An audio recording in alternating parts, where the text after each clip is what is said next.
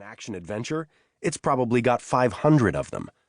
Or 500 aliens, she agreed. Or 500 nudes, he concluded. I wonder how one of those teenage protagonists would have fared in Casablanca. Or even against the Wicked Witch of the West, she added with a sad smile. Welcome to the mature world of today, he said. She made a face, he grimaced, and they began looking into shop windows again. Suddenly, Lisa came to a stop. What is it? Asked Raven. Across the street, she said. Look. He turned and looked to his left. Bunch of shops, he said without much enthusiasm. I've never seen that one before, said Lisa. It's just another clothing store, said Raven in bored tones. Clearly that's exactly what Fifth Avenue was lacking. No, said Lisa, pointing. Right there. It's a fortune teller. Raven looked where she indicated. $50 for a reading, he said, frowning. You can get it for free just by reading the horoscope column in the paper. Oh, come on, Eddie, she said, grasping his hand and starting to pull on it. I haven't been to a fortune teller since my dad took me to a carnival when I was 8 years old. And I'll bet he said you'd grow up to be prettier than Marilyn Monroe and smarter than Albert Einstein. Well, he was half right anyway, added Raven mentally. Please, said Lisa. Suddenly she smiled. I'll pay for it myself. If we have our fortunes read, I promise I'm through window shopping for the day. We'll have an early dinner, and we can spend the evening any way you want. Another smile. Within reason. Raven noticed that they'd drawn a crowd of 5 or 6 onlookers. Okay, he said with a shrug. Let's go be 8-year-olds again.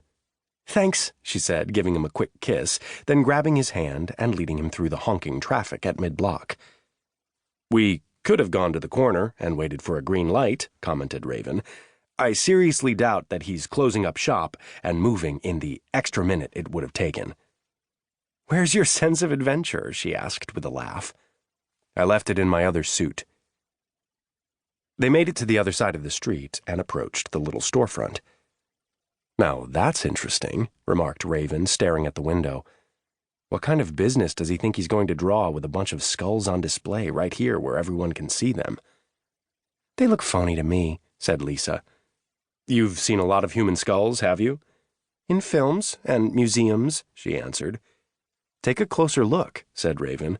These skulls have fractures, and the one in the back on the left looks for all the world like it has a bullet hole in it.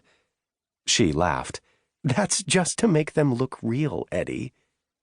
Raven grimaced. Okay, let's get this over with. He reached out and opened the door for her, then followed her in. She took a deep breath and wrinkled her nose. What is that? Incense, said Raven.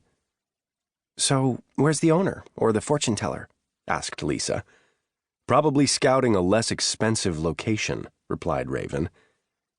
Look at those gorgeous tapestries, she said, pointing to a trio of tapestries with strange scenes and stranger letters woven into them.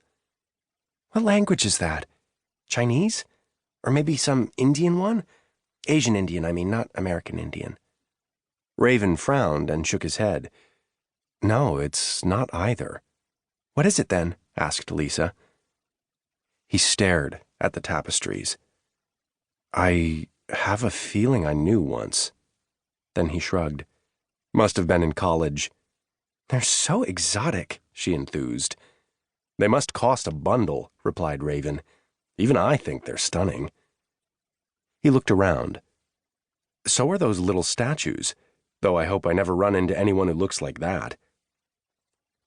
Suddenly, a small man, clad in a black robe, with a black ponytail, arching eyebrows and exotic tattoos all over his arms and neck, emerged from behind a curtain. Welcome, he said to Lisa, with an accent that neither she nor Raven could place. And how may I be of service to you? Your sign says that you read fortunes, replied Lisa. So I do, said the man.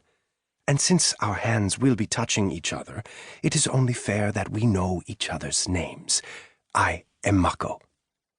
And I am Lisa, he said with a smile. I know. What now? Asked Lisa, wondering how he knew her name, but that just made him all the more exotic and mysterious.